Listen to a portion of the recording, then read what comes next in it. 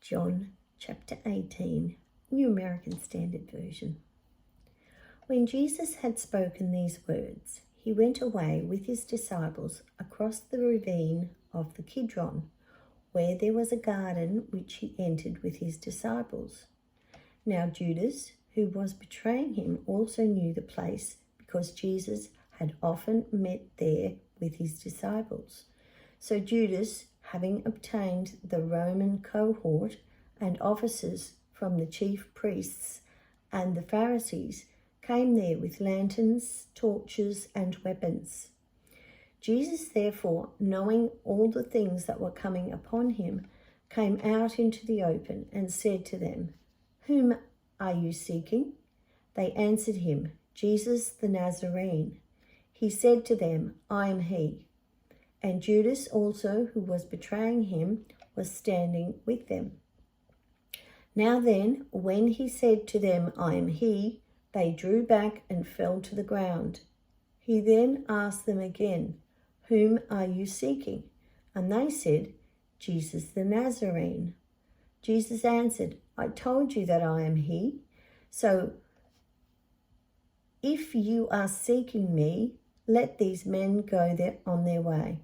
This took place so that the word which was spoken would be fulfilled. "Of those whom you have given me, I lost not one." Then Simon Peter, since he had a sword, drew it and struck the high priest's slave and cut off his right ear. And the slave's name was Malchus. So Jesus said to Peter, "Put the sword into the sheath. The cup which the Father has given me, am I not to drink it?" So the Roman cohort, the commander, and the officers of the Jews arrested Jesus and bound him and brought him to Annas first, for he was the father-in-law of Caiaphas, who was the high priest that year. Now Caiaphas was the one who had advised the Jews that it was in their best interests for one man to die in behalf of the people. Simon Peter was following Jesus, and so was another disciple.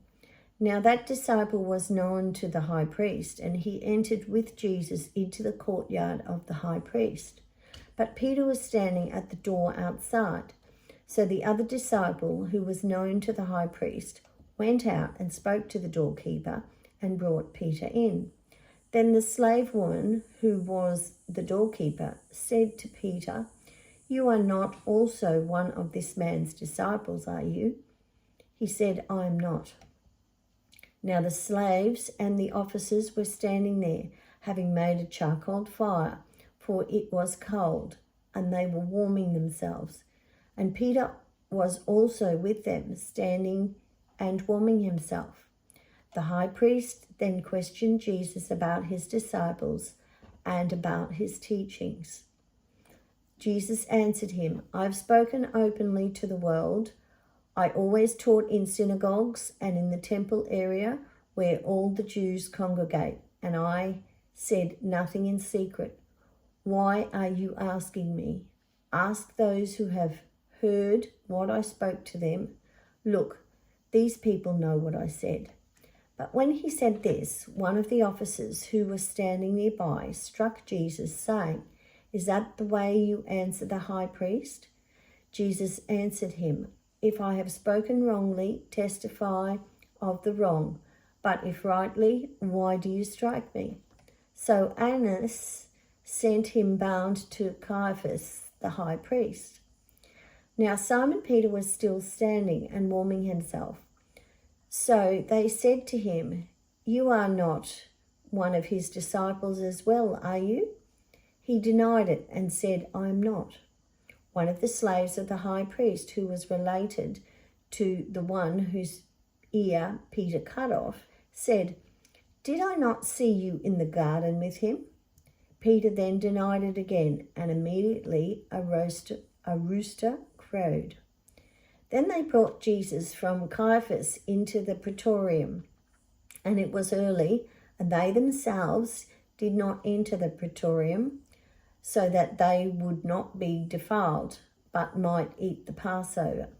Therefore Pilate came out to them and said, "What accusation are you bringing against this man?"